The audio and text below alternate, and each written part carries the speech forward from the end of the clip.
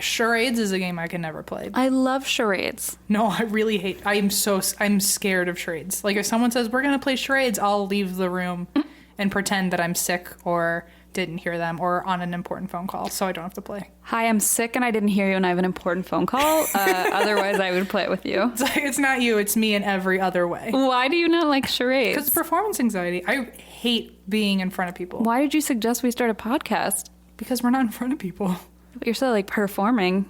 Yeah, but you edit it. That's another thing. I can't correct myself if I look stupid live. Like, you can fix whatever I say, except you don't. And I just still sound stupid. And then I roll my eyes and remember my girlfriend, my mother, and my grandma all listen to this. And I'm like, you crap. brought this upon yourself. I know.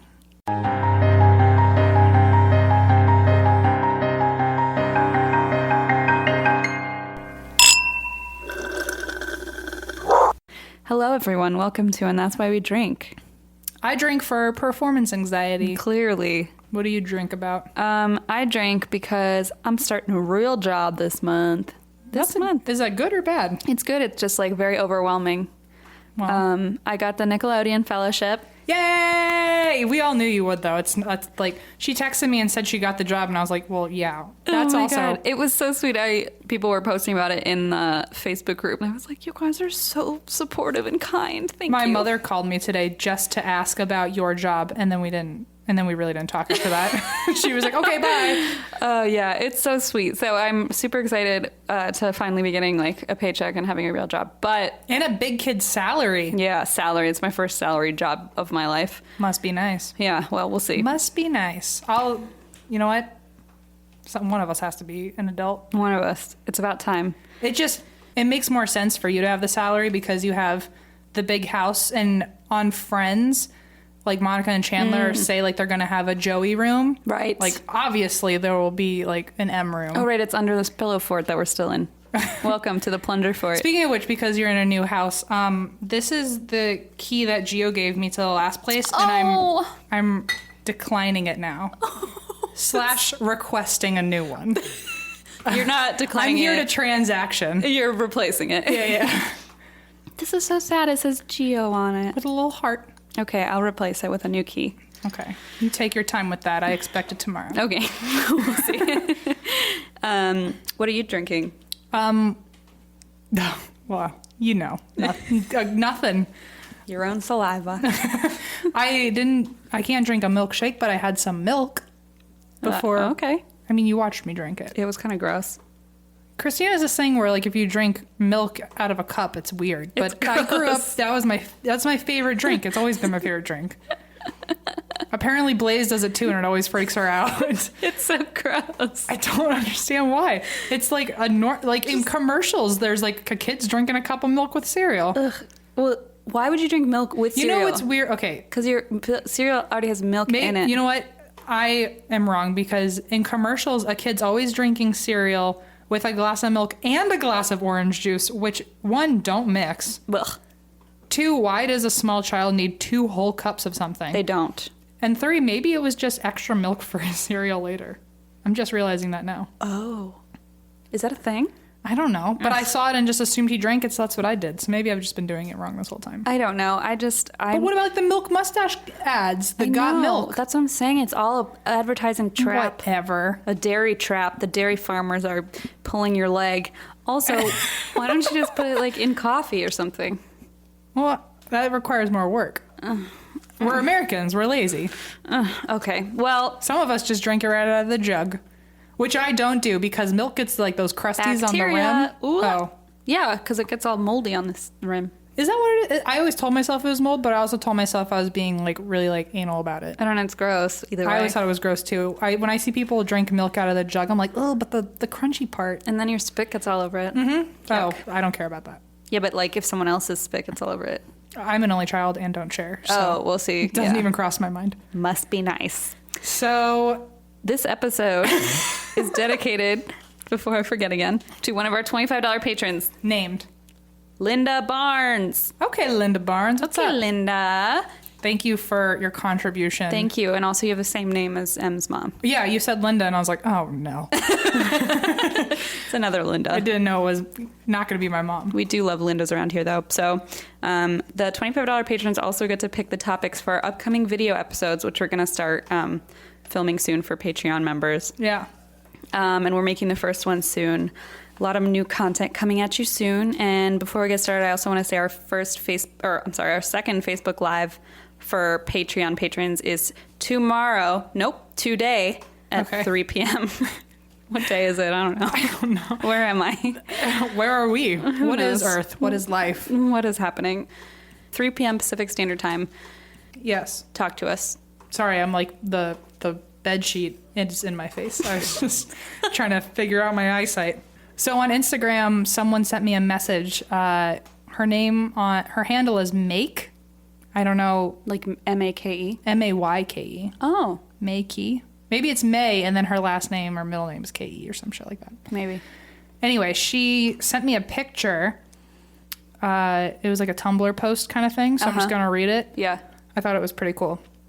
It says, my favorite bit of black dog folklore is that in some folklore there is a belief that the first person buried in a cemetery stays there and doesn't cross over, but just helps other spirits move on and protects them from evil spirits.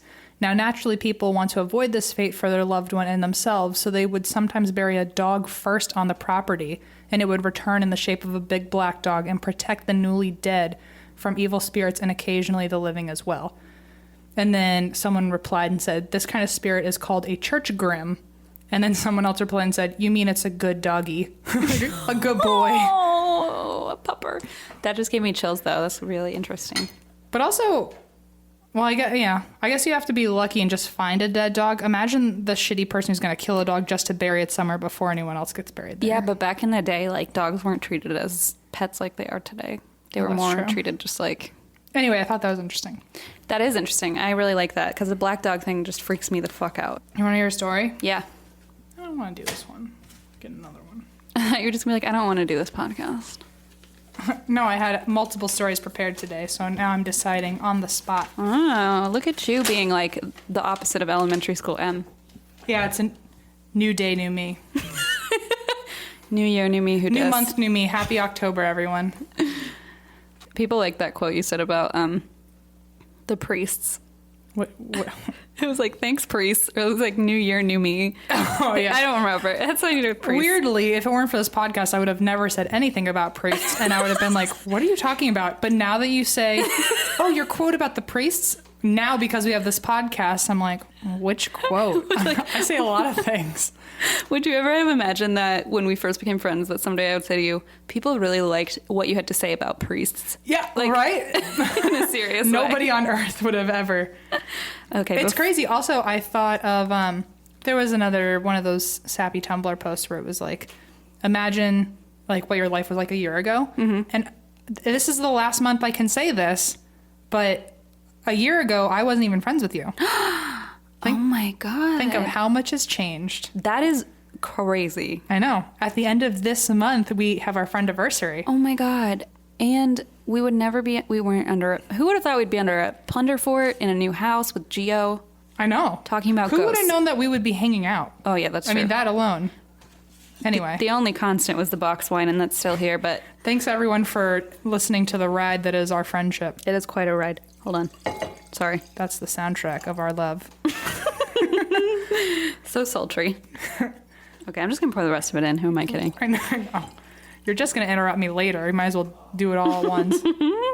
Okay, sorry. I'm now fully prepared to gasp. All right. You know what? I was reading our reviews recently, and someone was a real asshole saying they didn't like your gasps. Oh, I saw that. And I was like... almost cried. And I was like, you know what? Just don't listen to us. Who am I kidding? I did cry. But Did you? I'm over it. Someone said they didn't like my laugh, and I was like, well, don't fucking listen to it. See, I didn't tell you that because I was like, I don't want to hurt your feelings. Oh, it didn't hurt my feelings. I laughed. Someone said, I was like, someone okay. said M's laugh is... the most annoying thing on earth or some shit like that. It was like, that's what I sound like when I fake laugh. I was like, congratulations. Like, what? I was like, okay, well, tell it to the other people who think my laugh is awesome. Like my mom. Yeah, my mom disagrees. I know. There's also a bunch of people who think that they seem to not get it, that we I think you know what it is. I think they're still listening to the early ones and then gave up before we like have been openly saying like, we know we're not fucking special. Our faces are 2 feet away from a plunger. Yeah. Okay. But a lot of the recent, like a couple days ago reviews, like, you guys aren't that special. Stop thinking you guys are celebrities. It's like, we don't. Like, what the fuck are you talking about? It makes me cry laughing just thinking that people think that about me. I don't know. Christine's, look at her. You can't look at us, but like, pretend you can, because it's not great. Christine's crying right now. The fact that somebody thinks that I think I'm a celebrity, it's like probably the funniest thing ever. I actually really enjoy those reviews because I'm like, wow, they must have a lot higher view of me than I do of me. I know. Which is just so backwards. Well, I never thought that we would have haters, but there's some quote where it's like, if you have a hater, that means you're doing something right. Yeah. And I was like, I don't know all about that. That sounds like a Drake quote or Drake lyric or some shit. Maybe, but now that we've got haters, it's like, all right, like, I get, sure. Yeah, I mean, if you don't like my laugh, I don't fucking like it either, so I'm not disagreeing with you. Like, you're right. It's like, you don't have to listen to it. I have to live with it. Good luck to you. Well, you can turn off this podcast. I can't. This podcast is my life. So now that we've effectively derailed for the first, second, and third time of 10. Back on. There's that damn laugh again. I know, I can't stop it. Been doing it for 25 years. It's a hard habit to crack. All right, let's crack into it. This is Cleveland, Ohio. Boo. So, for everyone listening, Christine's from Ohio. She doesn't just hate Ohio. I don't like Cleveland. I'm from Cincinnati. Okay, calm down. A little thing called a rivalry, Em. Like, I don't want people writing in being like, oh, and Christine's got this thing about Cleveland. Oh, God, they're going to hate me now. I said something about Wisconsin last week, and I was joking because I really don't know anything about Wisconsin. And people were like, that was really rude. I was like, were they really saying that? And I was like, I'm sorry, I really am. Like, I'm from Ohio. I'm not actually shit-talking Wisconsin. I have to be really careful. You got really, I saw the anxiety happen in your face when you told that story. I stopped breathing for a moment. No, I don't have anything really against Cleveland. I'm just supposed to hate Cleveland because I'm from Cincinnati. I'm from Virginia. I don't really know anything about anywhere else at all. Cleveland's a nice town. Continue. I think it's a universal understanding that Florida's crazy. But other than that, sure. Other than that, I don't think I know anything. I mean, people from Florida have been like, Florida's fucking crazy. And I'm like, all right, if you believe it. Like, we live in California. We can tell you California is just garbage. Oh, Southern California is also bananas, so don't worry. Okay, let's just try this. It's called the Franklin Castle. Have you heard about it? I have heard about it. How much do you know about it? Nothing. Cool. It's also called it's German. Oh, no. Hannes Tiedemann House. So... Hans. No, that's not Hans. Hans is with just H-A-N-S. Hannes? Is that really his name? Yeah, Hannes. You're not going to make me look like an asshole and say the wrong thing? I'm telling you. Okay. We'll see. We'll see next week when Hans people... is with no E. Hannes. Oh, is it short for, like, Johannes? I think so, yeah. So, in 1881, the house was built for him and his family. Soon into living there, his 15-year-old daughter, Emma, died of diabetes. Oh, no. Very shortly after that, his mother also died in the house. Uh-oh. We just go straight into death, by the way, in this story, in case you guys didn't notice. Nothing has changed in this 3 podcast. 3 bullets and 2 deaths. So in the next 3 years, 3 more of his children all died. I'm sorry, how many did he have? Apparently a litter. Oh, no. So 3 more of his kids died. One of them who was only 11 days old.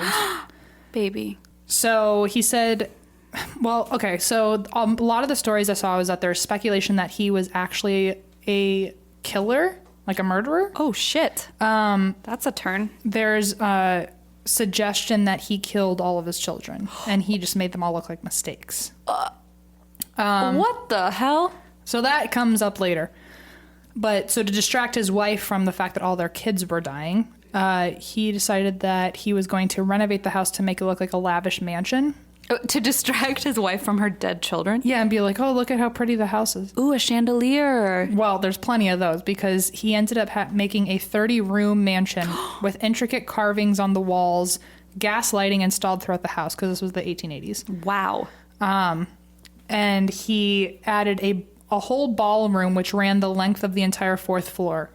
So you had to go up 3 flights of stairs and then you were in an entire ballroom. There was a 4th floor, first of all. Yeah, right. Second of all, it was a ballroom. Mm-hmm. Holy shit. He also had stone walls, marble fireplaces, dumbwaiters, wine cellars, and hidden passageways. Oh my God. He also added gargoyles to the front of it to make it look more like a castle. These secret passageways, by the way, they also had sliding panels in the walls to hide the entrances to get into them. So you had to they were like false doors in the walls to get into these secret passages. It's rumored that they were also used, that the secret hallways and all that, they were used for bootlegging during the Prohibition. Oh, cool. So he just had his whole little alcohol system. Yeah, sounds good to me. It sounds like something you would put in your giant house that you have now. That's what the cellar is. What? I was going to say, what goes down there? Why won't you let me see? It's called a wine cellar. Oh. Like I was saying, it's rumored that he was a multiple-time killer. Holy shit. They say not only did he kill all of his kids, not all of his kids, I think like one of them lived. Oh, that was nice. They say he also hung his niece, Rachel, from the rafters in the secret passageways for possibly either for sleeping around, and being an embarrassment to the family, or for being mentally ill and wanting to put her out of her misery. Oh, no. He also supposedly killed his illegitimate daughter, Karen, either also by hanging her or by an axe. Oh, no. There's another story I saw that said that it may not have been him that killed her, but a boyfriend that made it look like he was the killer. What is wrong with these people? I don't know. There's also a story that he might have killed another woman who was either his mistress, and he killed her for trying to marry another man or leaving him for another man. Or it was either a mistress or it was a servant in the mansion who refused his advances when he tried hitting on her. That makes me so angry. One of the two. So anyway, a lot of drama. You know how it goes. I can't believe that back then you could just get away with murdering all your kids and being like, it was an accident. I know. So then, I just glanced at the back of your page and all I see is lesbian porn movies. You're welcome for the future. I'm just you're welcome for what's coming your way. Just haphazardly staring. And I'm like, lesbian porn movies. Look over here. Look at the plunger. Look at the plunger. Okay. So, even I forgot about the lesbian porn. You're really bringing me back. How? How could one forget? Anyway, the house later got passed through other hands. I guess they ended up just leaving. They ended up not living in the mansion anymore. I mean, they didn't have any kids left. I know. Or anyone to kill. Too many rooms. The house got passed through other hands and eventually got sold in 1913 to the German Socialist Party. Great. You know anything about that? Not really. Okay. They used the house for over 50 years, and supposedly it was meant to just hold meetings and parties, but it's implied that it was actually a secret club for German spies during World War II. I will say German Socialist Party sounds like a lot of fun. Yeah, I know. Or they think it was either German spies or it was people in the German Socialist Party who wanted to be spies. They were their own. They're just wannabe spies. They were trying to get their own information about what was going on. It's like a clubhouse for the people who didn't make it through spy school. So a reason that they think it was a spy house, whether or not it was an official regulated spy house or people just trying to learn what they could. Years later, a German shortwave radio was found hidden in the rafters. Whoa! And a couple pieces of paperwork and documents that they were trying to save was also found. That's so cool. The party also would rent out rooms of the castle to other boarders, so they would make it a hostel. Yeah, I feel like an Airbnb. Just a German socialist Airbnb. It's no big deal. I just feel like if you're a German socialist or whatever, German spy or wannabe spy, living in a castle in Cleveland is really the least discreet place that you could live. No wonder you didn't get caught. Right. A German spy school Airbnb. No one let you be a spy because you're living in a castle with yeah, hidden trapdoors. Okay, go on. So one of the people who stayed with them was believed to be a doctor who performed, quote, strange experiments using human remains. No, thank you.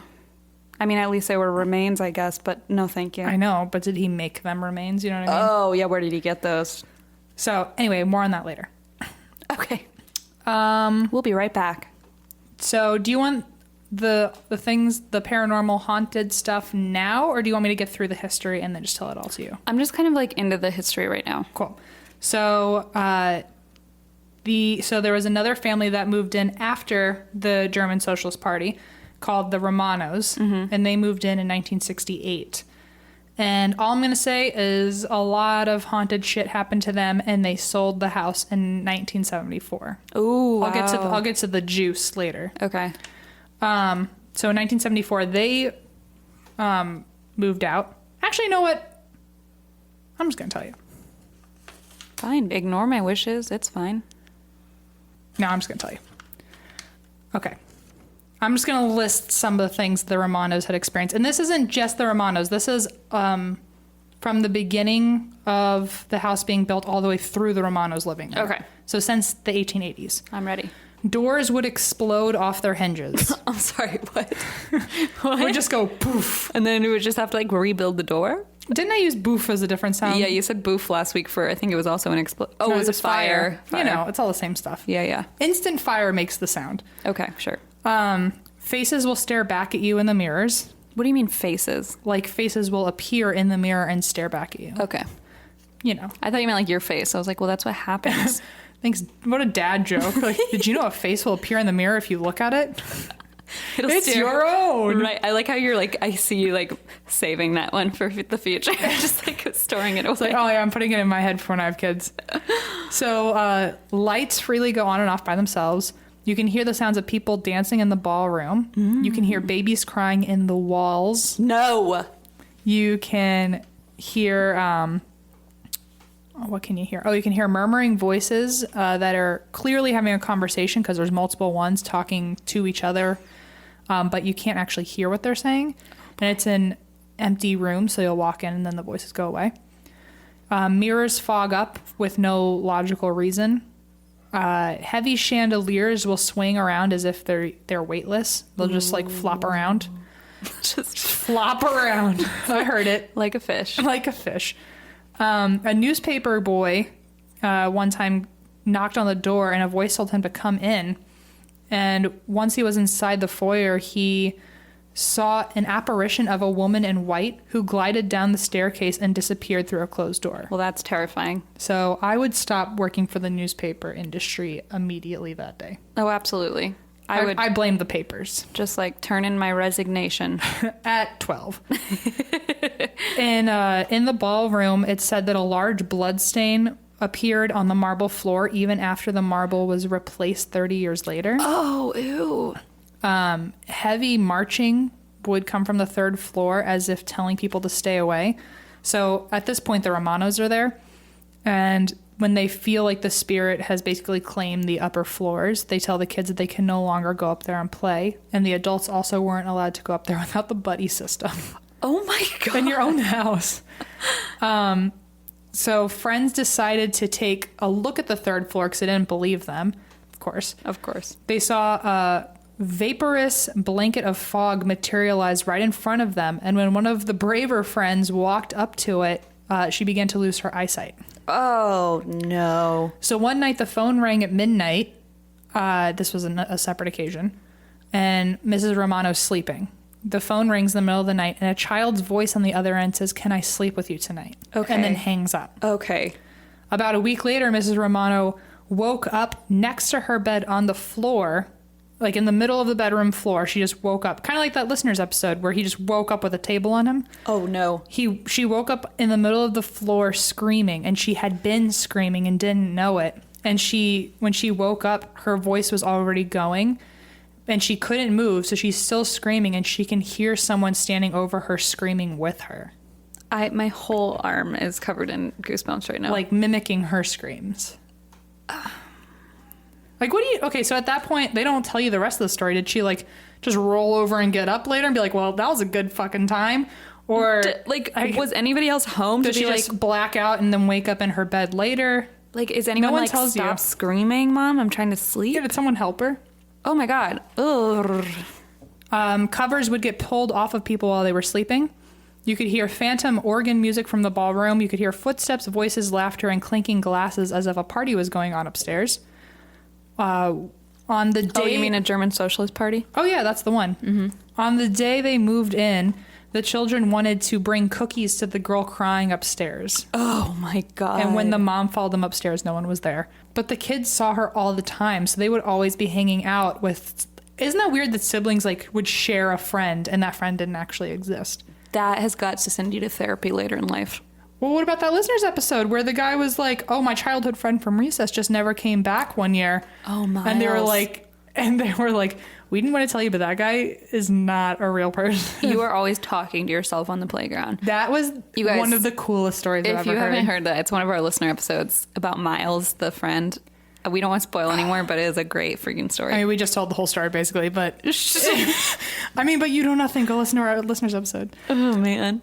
So, yeah, on the day they moved in, and then the kids saw him all the time, or saw the girl all the time. Right. And because of that, over time, where they wouldn't give in to the fact that this girl didn't exist, Mrs. Romano consulted a Catholic priest in an effort to get an exorcism. And weirdly, here's another quote you can find about me on priests. He refused to perform an exorcism or bless the house. So I don't understand. Isn't that your fucking job? Was he like, oh, it's not haunted? Or he just the was like, opposite, in fact. Nah. Because he said he declined to perform a religious cleansing. However, he made sure to tell the family there is a bad presence there and they need to get out immediately. Do they? What is there like a rule that they have to do it? Can't he like? I feel like he was just scared. I mean, can't he find another priest to do it? That's what I would think. I feel like if your whole job is to like, he was like, "Nah, I'm good." And he just walked out. That'd be me as a priest. I'd be like, "Nope." That's you, like always. That's me as a reverend. That's you as every I'm time. like, I don't think so. Every single day. He also said that one of the spirits was apparently Hannes. Mm-hmm. Hannes's wife, and she had been trying to possess Mrs. Romano in her sleep. Oh God! He also said that one of the ghosts that had been running up and down the halls and slamming doors in people's faces was Emma, the one who died of diabetes. Well, she's having a good time. She's having a blast. So after the priest did nothing, thanks priests. Thanks priests. The Northeast Ohio. I said it wrong last time, and now it's like how, you know how I can't say the right way for haphazardly anymore? Yeah. I don't know how to say it the other way. Is it like archdiocese or something? No, I'm going to say cyclical, and I know it's not cyclical. Psychical? Oh, that's right. You said cyclical, and I know, and like, someone what called, the fuck? they're like, what's going on? And I kept saying cyclical. The psychical. Sure. Is that right? Psychical. Psychic. Oh. Oh yeah, psychical. Yeah, psychical. I just hear stupid word. It sounds like popsicle. I just hear cyclical now. Anyway, the Northeast Ohio Psychical Research Group performed an investigation on Franklin Castle, during which time one member is said to have run screaming from the premises. Oh no. So anyway, those were all the manifestations up until now. So the Romanos sold the house in 1974 to a guy named Sam Muscatello. Okay. And he was in the church, and he turned Franklin Castle into a church and gave haunted tours of it to raise money. Oh. So once during a tour, he actually had a film crew in, or a radio crew in, and the host had a tape recorder, and he felt it get pulled off his shoulder and thrown down a staircase, and everyone watched it happen. Oh no. Another time, Muscatello was looking for the secret passages that everyone had been talking about, and in there he found a pile of human bones. Oh my God. Behind one of the panels. So some think of the bones, some people believe that he really found them there, and it's proof that Hannes was really a murderer. Oh no. But some people think he stashed them there to prove that they were haunted so more people would come for tours and he'd make more money. Sure. What a jerk if he did that. Others... Also, where is he getting all these human bones that he's stashing there? I know. The fact that there's human bones, it all says something about someone. Its own story. So he also still brought in Hans Holzer, who was a paranormal investigator. At this time, he had actually just finished covering the Amityville house. Oh. So he was renowned. And he said during his investigation that he had made contact with a 13-year-old girl who had been killed named Karen, who is... Oh, the niece? Illegitimate daughter. Oh, shit. So he was right about that. So then, over time, Muscatello sold the house to a guy named George. And George lived in the house by himself. But he had many visitors because a lot of people still wanted to get tours. George was a popular man. George was a good guy.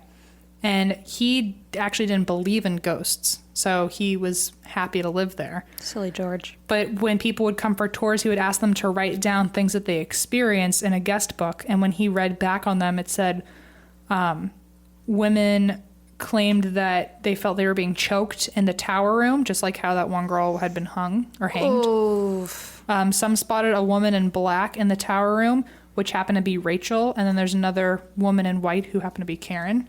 Oh, no. Based on the descriptions. Right. And other people said that they felt temporarily paralyzed. Oh, no. Some people said they experienced incoherent babbling. And some said that they just felt really uncomfortable walking around, that someone was staring at them. Okay, I have a question. Mm-hmm. In all these stories, it's like people go to these places and they just experience like oppression and feeling like being watched and feeling like they're being choked or their hair is pulled. Why doesn't anyone feel like, oh, I feel like I just drank 3 glasses of champagne, or like, oh, I feel like I'm eating warm cookies? Like, why does nothing good happen? You know? I don't know. Because Santa didn't die and haunt the house, I well, guess. I mean, they were having parties there. Why doesn't it feel like you're having like a beer with some German Socialists or something? I mean, that'd be awesome. I but know. I feel like realistically, it's whatever the last energy you felt was. Maybe. Or it's just like the more like powerful. Yeah. I don't know. Whatever emotions you had during your death, I guess. Yeah. Okay, that makes sense. So he didn't believe in ghosts, but eventually, after reading enough entries from his guest book, he was like, okay, it's haunted, and he decided to sell the house. Oh, shit. So in 1984, he sold the house to Michael DeVinco, who is actually Mickey Dean, who is Judy Garland's husband. Oh, wow. So he sold it, and Mickey Dean spent about $1 million restoring the house, including finding original furnishings from the house from the 1880s. So oh my God, that's so cool. 100-year-old furniture at that time. He claimed to have no problems with the ghosts, but he would joke around and say that it was because he was actually like maintaining the house and I guess keeping them happy. And he left 10 years later. He ended up selling the house, not because it was haunted. He just sold it. Mm-hmm. So it sat there for 5 years by itself. And in 1999, Y2K. It was sold to Michelle Heimberger, Okay. who was 25 and paid for it in cash at $300,000. I'm sorry, $350,000. Oh, yeah. Sounds like, doable. Sounds like our lives. Because apparently Michelle Heimberger was the founder of Yahoo. Oh, good for her, dude. 1999, women doing things. What a badass. She literally is a founder of Yahoo that young. I guess I didn't realize how young she was. I know. It's kind of like us with this podcast. It's like casual. One day we'll be able to buy a $350,000 100-year-old haunted house. Castle. In My Cleveland. In Cleveland. So she had the house for not even 6 months, and a vagrant lit it on fire. What? And it ended up burning down and causing almost $250,000 in damages. Holy shit. And apparently for several years after that, Michelle was like getting harassed and fit for lawsuits and shit because she wasn't fixing the damages in time. So she ended up just letting it kind of fall to pieces. Oh, that's so sad. In 2003, a guy named Chris Millsaps bought the castle, and he started this campaign where he wanted to turn it into the Franklin Castle Club, where it was like an elite membership only, Sounds stupid. country club. So 3 years later, there had been no repairs, and they found that all of the publicized photos that he had spread around were actually just close-ups of other buildings. Where he was like showing like progress on the building. So it was basically a sham. Like he was just trying to get people's money to like agree to these membership fees. That's way more interesting than I thought it was going to be. And so they were like, so what have you been doing in this house anyway? And they found out that he had been using it to film lesbian pornography. I'm sorry. His company, Voodoo Media Group, had produced at least 2 lesbian porn movies that he sold online. That he made in this like decrepit castle in Cleveland? That was burnt down to a crisp, kind of. Yeah. So like Cleveland... Also because it was 2003, or at this point I think it was 2005, 2006-ish, they only found out that that's what he was doing because he left a public message on MySpace. Oh, MySpace is so cool. So he had a bulletin post. Oh, sure he did. And it was a picture of him in a room that looked a lot like part of the Franklin Castle with 2 lesbians. Or 2 actresses. Excuse me. Yeah, stop labeling them. We don't even know. We don't even know. No, we don't know. You're right. Because a lot of straight men also do gay pornography and vice versa. Also, there was a whole other category where they were, I guess, filming gay male porn as well. It was a whole gay pornography. Very diverse for 2006. I'll give him that. It's like a Lollapalooza of... Yeah. Lollapalooza is a music festival. LGBT Palooza. All right, I'm just going to stop. Keep going. So he left a message on Facebook with pictures of the people on set. I'm sorry, I thought it was MySpace. What did I say? Facebook. Yeah, I'm sorry. I'm living in 2017. I shouldn't. God, you should just like revert back to 2005 again. God damn it. The message he wrote on MySpace said, "All the guys and girls here say hi, and of course we miss you around the castle." Oh, shit. So that's how they caught what he was really doing. For sure, dude. As what a a weirdo. Or a legend. Yeah, but he's also like collecting people's money for, well. Oh, okay. Yes. What a snake. Oh, yeah. I don't mean that he made lesbian porn. So as of 2012, the building was now being converted into a multiple unit property. Okay. So it's just going to be apartments, I guess, or that's bungalows cool. or something. The new owners are really serious about keeping curious people away, so they have security cameras and signs everywhere. And the only update since 2013 is that it has been on Destination America's paranormal lockdown. Cool. And it is not open to the public. Oh, I wonder. I always hear about those stories about people who live in like really old apartments in Chicago or New York, and they're just like crazy haunted because they're so old and so much shit went down. Mm-hmm. I can't imagine moving in there. I would feel so uncomfortable. I'd be like, no, thank you. Also, keep in mind, they do... the only other update is that people have looked for these secret passageways and cannot find them. Oh. However, current owners have found mysterious, like, chunks of concrete on parts of the floor and in the walls. So they think that they covered it up. But they really have not found any passageways, which would pretty much make this whole story an urban legend. But so who found the shortwave radio? That was just in the rafters of, like, the attic. Oh. So that's real. But the part where Hannes might be, like, a killer... Yeah. If that's not true, or if the passageways aren't there, then there's no bodies for them to find, which means there was no skeleton for Muscatello to find. Right. So there's if they can't ever find the passageways, then it's kind of believed that it's all urban legend. But a lot of people also think that maybe the passageways got burnt down in the fire... Or maybe they knocked them down at a different time. Or, I mean, the pieces of concrete are already kind of fishy. I think so. Yeah. Plus, if it's on Destination America, like, it's on TV, so it's got to be real. I mean, obviously. Like, that's how the world works, right? I think so. I mean, as someone who works in TV, I know how realistic. I mean, as a writer for Nickelodeon, like, you know what's real and what's not. Yeah, I know that, like, SpongeBob is He's a real sponge. Yeah. Yeah. And he likes to sing. There's a real neighborhood in the ocean called Bikini Bottom. Mm-hmm. Ready? I like to think so.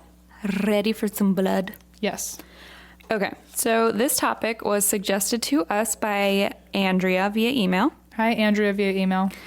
That's her last name, via email. I thought it was all one name.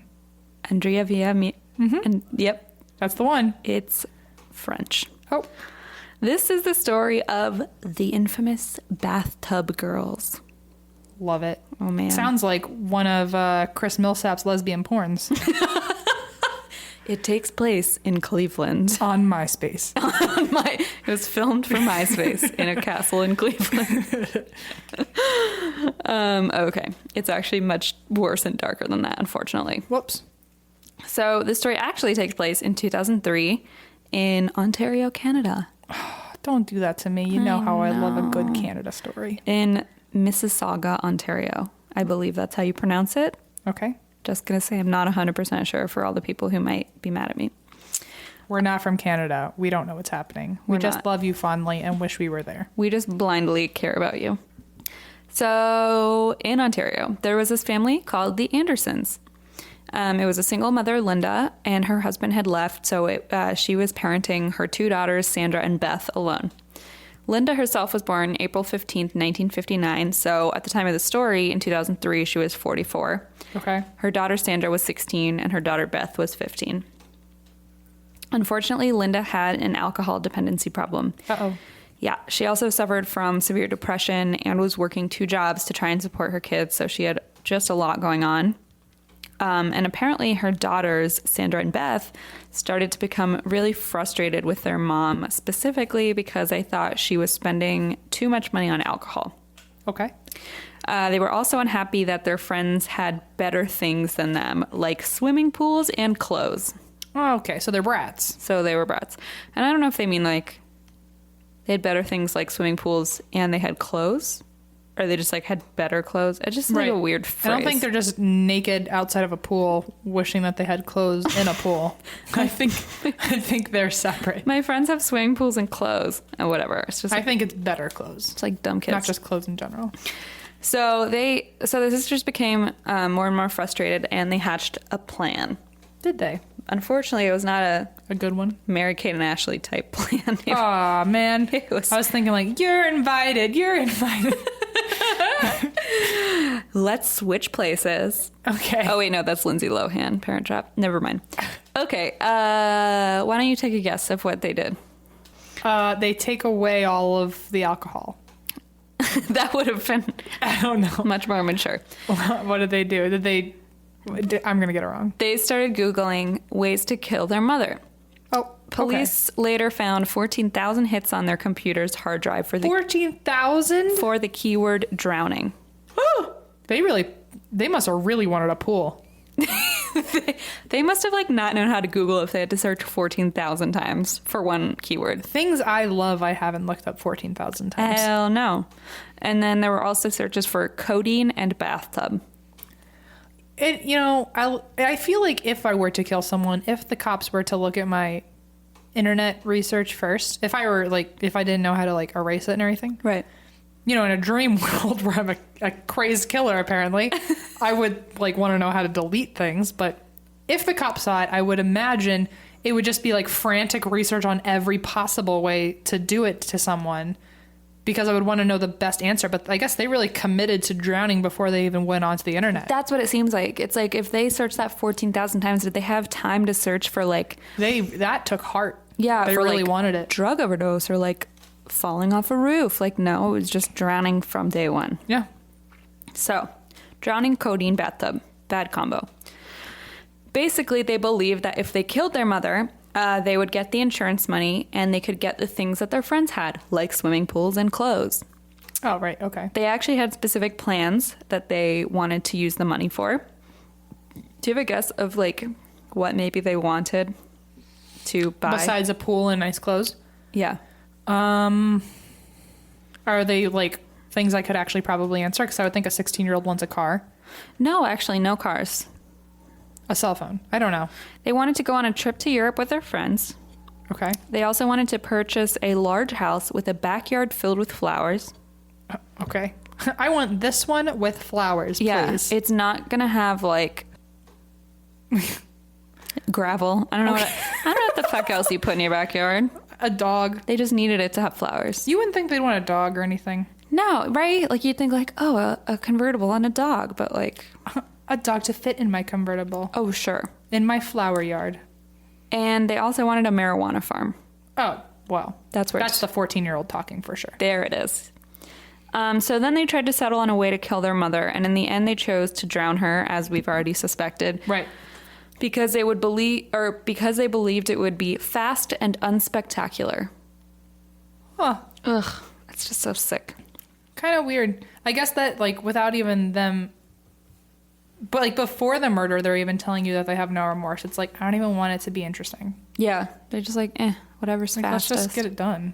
I just want my marijuana farm. Right. Then they told 3 of their friends who apparently encouraged them and laughed at the idea of them murdering Linda. Oh my God. Not one of them was like, maybe I should like tell my parents or a teacher or something, whatever. This is where it gets hairy. yeah, and sad. After months of planning, on January 18th, 2003, around lunchtime, Sandra and Beth started to give their mother liquor in order to get her drunk. Oh. They wanted to get her drunk so that she could not resist their attack. They also gave her 6 Tylenol 3 tablets, which is Tylenol, like acetaminophen with codeine in it. So it's like the extra strong, because they wanted to slow down her heartbeat. While they waited for the drugs to kick in, they decided to go online and talk to their friends who knew that this was happening. So they were messaging with their friends. Oh, no. And one of their friends ended the conversation with the phrase, well, good luck, wear gloves. Oh. Oh, my God. So the friends like knew this was happening while it was happening. So Sandra and Beth filled the bathtub with water, then told their mom, like, oh, come take a bath. Mm-hmm. And she was like somewhat sedated. So they led her to the bath, but she had trouble getting in because of the booze and pills, obviously. So Sandra and Beth put latex gloves on, helped their mom into the bath, and then started to give her a massage. And they were like, oh, have a nice warm bath. Mm-hmm. A few minutes later, Sandra told her mother to turn around on her stomach because she wanted to scrub her back and give her a back massage. She held her mother's head down underwater for 4 minutes and didn't let go. And after 4 minutes, when she released her mother's head, Linda was dead. Yeah. And then she and Beth decided to go meet their friends at a nearby Jack Astor's Bar and Grill. Okay. To celebrate their victory and to create an alibi for themselves. So this was all planned out for months. And these were the friends that knew this was happening. Mm-hmm. And they met there to help give them an alibi, essentially. That night, they got home and called 911 and told authorities that they found their mother dead in the bathtub when they got home. The operator was giving the girls instructions to do CPR, but the girls refused to cooperate. They wouldn't even take their mother out of the water, even though the operator was pleading with them, like, take your mom out, get her out of the water. And they were like, we can't resuscitate her. And they were sobbing and crying, and told the operator they couldn't resuscitate their mom. So when police arrived, they believed Sandra and Beth's story. They determined that Linda's cause of death was drowning, and they found a lot of alcohol and, codeine and acetaminophen in her system. So the girls got $133,000 in their insurance payout. And for a year, they were in the clear. They got away with it. But Sandra would go to parties and brag about the murder to people. And there was a guy, I guess, who was into her at one party, and she insinuated that her mother's death was not an accident. So he got super weirded out and told the police. And the police gave him a car that was wired with audio and video recording devices. Wow, nice. I know. And they caught Sandra and Beth describing how they killed their mother. So they were obviously arrested, tried, and sentenced. But they were only sentenced to the max amount of time allowed for kids their age who commit first-degree murder in Canada, which is 10 years. And they were out on parole after 4 years. Ooh. And since both of them were under the age of 18 at the time of the murder, under Canadian law, their identities were protected. So Sandra and Beth aren't even their real names. Ugh, that sucks. Yep. So their identities are never going to be released. There was this Toronto Star reporter named Bob Mitchell who actually wrote a book about this. It was called, it's called The Class Project, How to Kill a Mother, the True Story of Canada's Infamous Bathtub Girls.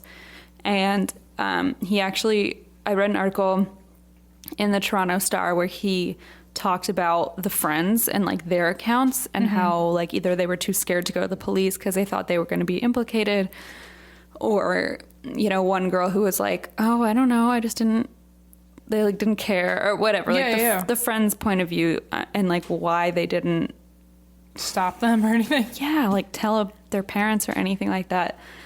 So Bob Mitchell's book actually was the basis of an indie film that came out a few years ago called Perfect Sisters, which starred Abigail Breslin and Georgie Henley. And the movie got a lot of criticism and was not rated well because, including from Bob Mitchell, the author himself, because it portrayed the girls as much more innocent than they were in real life. And according to critics, it was to get, the audience invested by making the girls more heroes than they were, because in the movie, the mom was, an alcoholic and they lived in this abusive household and they were just trying to protect themselves, when in reality they spent months like planning this whole thing. Yeah, and it was a lot more fucked up than it was presented in the film. Mitchell, who was the author of the book, he criticized the movie, and he said the main reason for the murder was getting their mom's insurance policy. He said he remembered the day in court because he actually reported the whole case for the Toronto Star. He said he recalled the day in court when autopsy photos were displayed and the sisters were giggling. Oh, no. So he said also much more planning went into the murder than the film shows. And one of the girls' biggest concerns in the immediate aftermath was that they wouldn't be able to party for a few weeks because they had to seem sad. Oh, cry me a river. Yeah.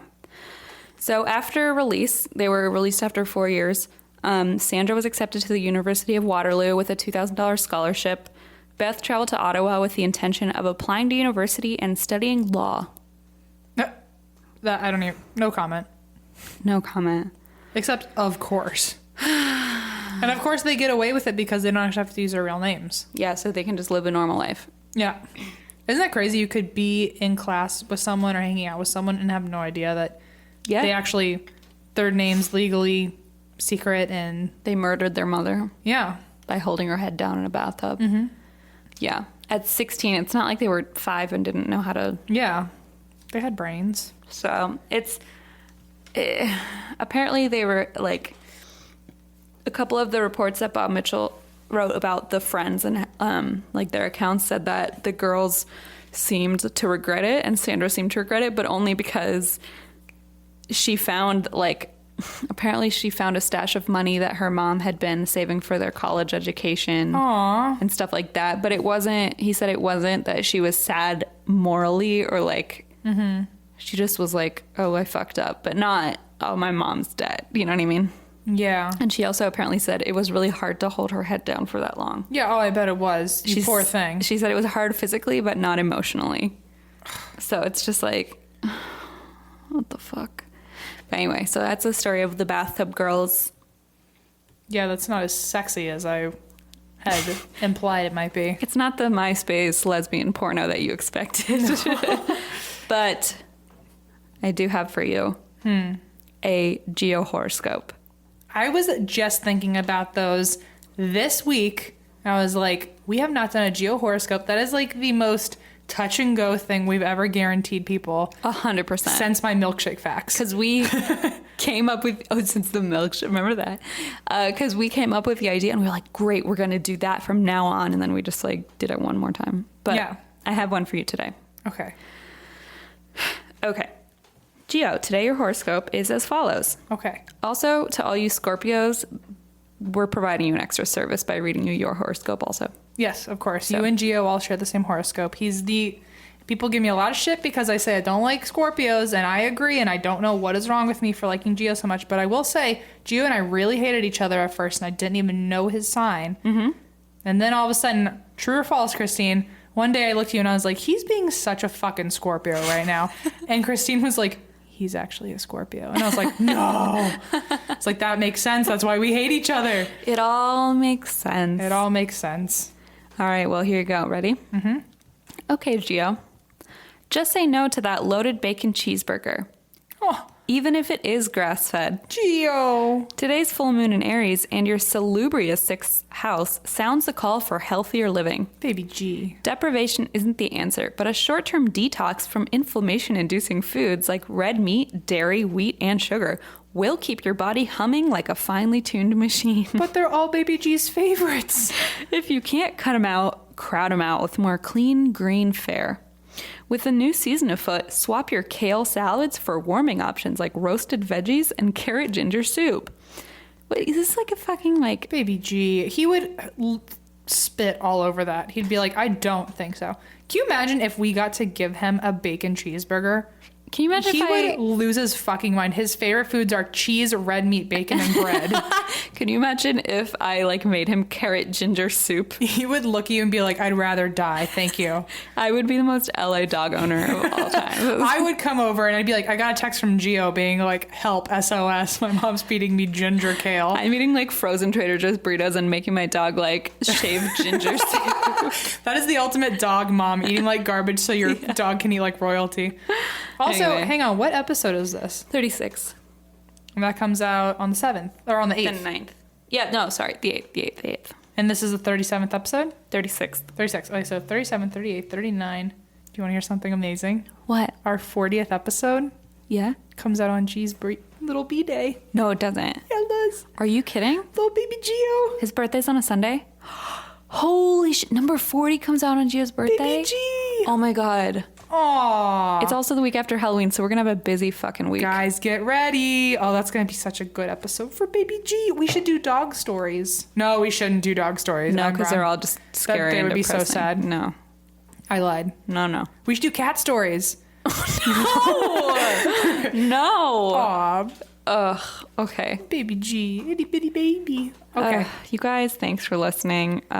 Again, be at our live thing. So it's, quote, today. It's today, October 8th. Yeah.